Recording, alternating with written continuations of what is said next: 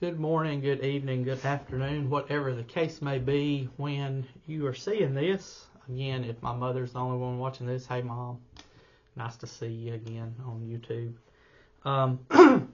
But as I have said the last time, I posted a link to some of the videos that we had gone through. I think 5 or 6 videos with the topic of being bold.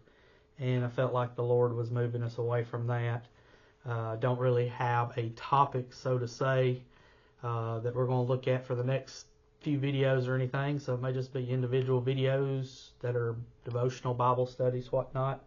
But had this thought today, if you don't have a church home, I invite you to Victory Bible Church at 140 Saratoga Street in Albertville, Alabama. Sunday school at 10. Church worship service at 11. Wednesday nights are 6:30. I say that hesitantly because I'm pretty sure 6:30 is the right time. That's when I'll be there. So we would highly encourage you to, if you don't have a home church, find a home church. You don't have to be where I go or where your neighbor goes or your mama goes or where, but you do need a home church. I think that's important.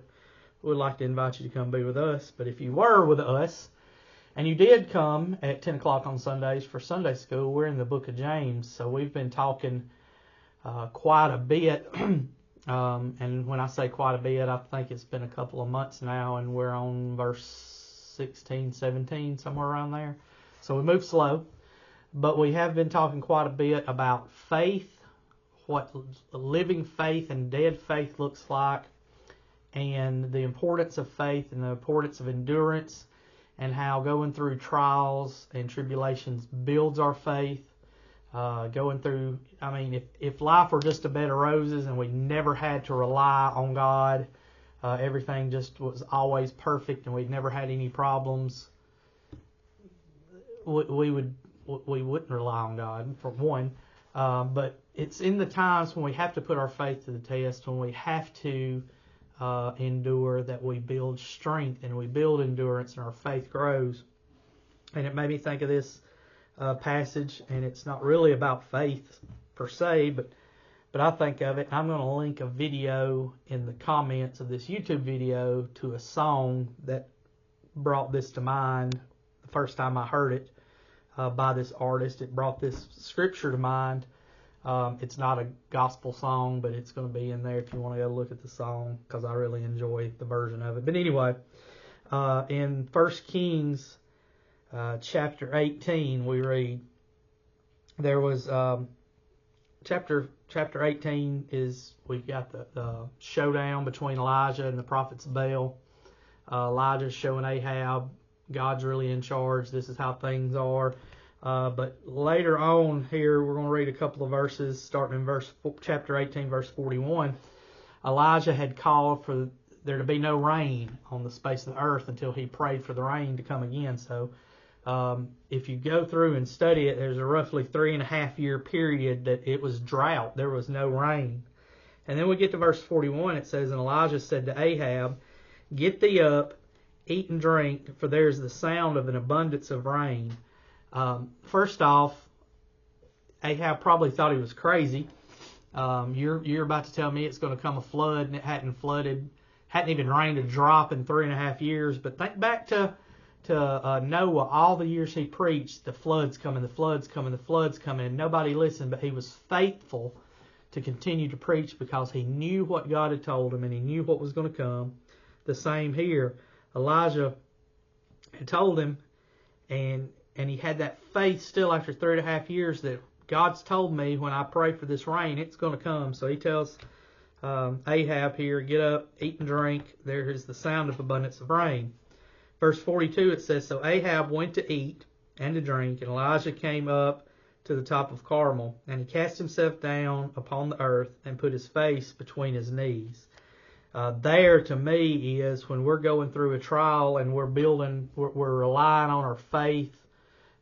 We're trying to endure whatever it is we're going through, be it a sickness, a family problem, a financial problem, work problems, whatever.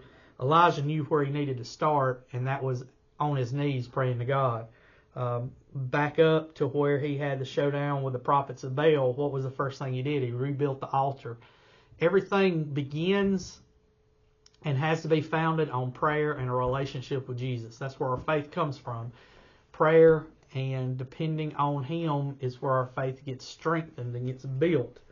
So Elijah falls on his knees, begins to pray for the rain. Verse 43 it says, "And he said to his servant, Go up now, look toward the sea. And he went up and looked and said, There is nothing.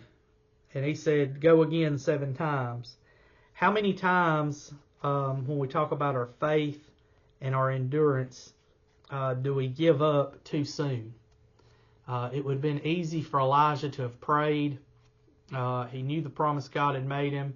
Pray for the rain, send my servant up. The servant comes back and says, Dude, there ain't a cloud in the sky. There's no chance of rain. It's beautiful out today. A balmy 90 degrees with 100% humidity and 0% chance of rain, whatever you want to say. And Elijah could have said, Lord, I prayed, and give up. But that's not what we're called to do. We're called to continue to pray, even when it doesn't look like it's going our way, even when sometimes we'll have a health problem and we're praying and we're praying and we're praying, personal or for somebody else, and it looks like the situation's getting worse. We're praying for a financial situation, but it looks like the situation's getting worse. We're praying for spiritual situation with a family member or within our church or what, and it looks like it's getting worse. But that doesn't give us the excuse not to continue to put forth the effort, not to continue to endure and put our faith to work.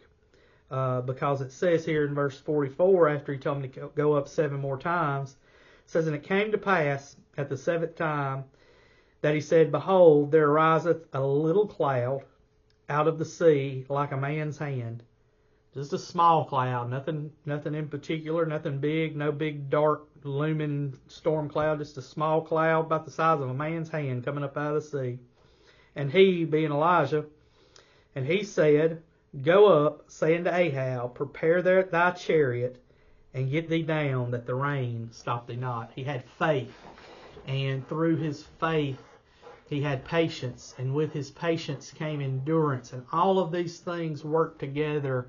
Talking about the parts of the fruits of the Spirit, and I heard one person say it actually doesn't say fruits of the Spirit, it says fruit. There's one fruit, but there's all these different things that make it up. That's how our relationship with the Lord is. There's all these different aspects that we have that work hand in hand, just like we are as a church family, the body of Christ. There's some people are the hands, some people are the feet, some people are the ears, some people are the mouth. And it doesn't make any part less important than the other part, because all are necessary for the body to function the way it needs to function. That's the same with our prayer life, our faith, our endurance, our patience, our temperance, our all of these act together as one to strengthen each other. I'm, of course, the master of horrible, not definitions, horrible examples. But think of if you were younger and remember the Mighty Morphin Power Rangers, they were each strong, but when they came together as one, they built that big Power Ranger, whatever it was called, and they could do so much more. Or my age group, Captain Planet, they all had their little power, but when they come together and put their Captain Planet rings together, and Captain Planet came out and solved the problem. Or even for the young people, young people, I guess. Paw Patrol, Rubble can do certain things, Chase can do certain things, Marshall can do certain things, but when all the pups come together and work together, they can solve whatever problem they're facing. And that's how our relationship with the Lord is. It's bringing our faith and faith and our charity, faith and love and endurance and peacemaking, and you just go through all these things. Paul has a list of all these different things that go into the spiritual fruits or the spiritual gifts, and you bring them together, and you have patience and endurance, and you look for that little cloud. He could have looked and said, Man, that's God, you said it's about to flood, and that cloud is so tiny, it ain't going to hold 3 raindrops. But he had faith.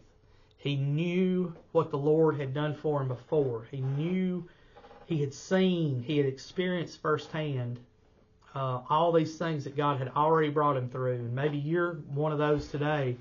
Maybe you're like our pastor Mike's had cancer twice and now he's cancer free. God's brought him through 2 different bouts, and he can look back on that. And I pray he doesn't have cancer again, but should he be diagnosed again, he can look back and say, this is not too big for God. I've been down this road before.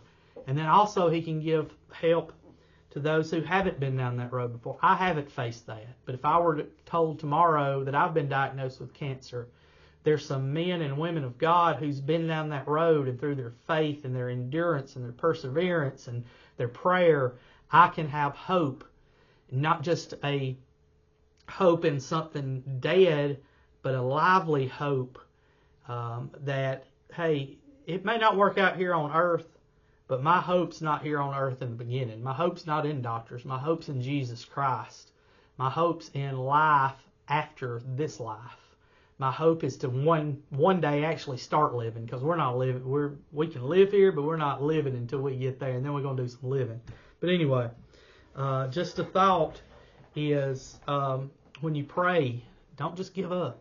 Keep praying. Life's not easy. Life's hard. Life's very difficult. You can take the poor person and they'll say they've got difficulties. You can take all the money in the world and you have everything at your fingertips. Everything's available to you. Life's still hard. Bad things still happen.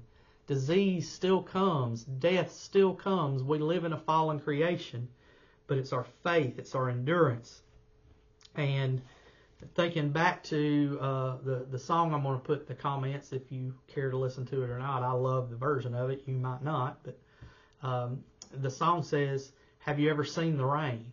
Sometimes it takes looking back on the cloudy days and the storms and the rain that God's brought me through when it starts going bad again. Maybe I'm up on the mountain right now, but I see the valley coming ahead, or something just slaps me in the face like that and the rains come. Have you ever seen the rain? Yes, I have. And God's brought me through the rain. Have I got wet in the rain? Yes, I have. But God brought me through the rain. Was sometimes it a cold rain? Yes, it was. But God brought me through the rain.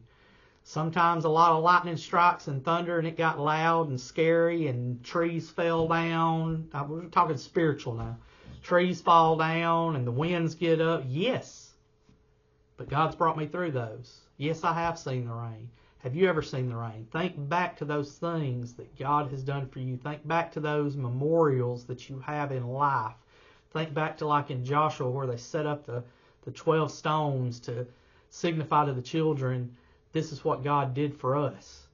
I want to be leaving those behind for my kids. My kids may not have seen the rain yet, but they can look back one day and say, I remember when Daddy was in this kind of storm, and God saw him through it, and it's the same God that saw him through it that's going to see me through it. So ask yourself today, when you think about your faith and your endurance and how life is not easy, have you ever seen the rain spiritually? Have you ever seen the rain? And just remind yourself that if God's brought you to it, he's going to bring you through it. Love you, and we'll get another video up soon.